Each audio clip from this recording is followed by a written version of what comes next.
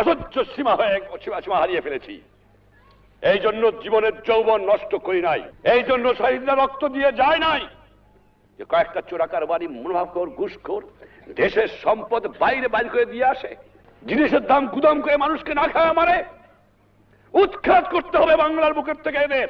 দেখি কত দুটা টিকতে পারে। চোরের শক্তি বেশি না ইমানদারের শক্তি বেশি, সেইটাই যখন প্রমাণ হয়ে যাবে। অন্যায়ের বুক কাছে কোনদিন মাথা নত করি নাই। বারবার পাকিস্তানি আমাকে ফাঁসি দিতে চেয়েছে, বারবার বুক টান করে আমি দাঁড়িয়ে রয়েছি, কারণ আল্লাহ আমার সহায় ছিল, বাংলার জনগণের আমার দোয়া ছিল, এখনো সেই দোয়া আছে।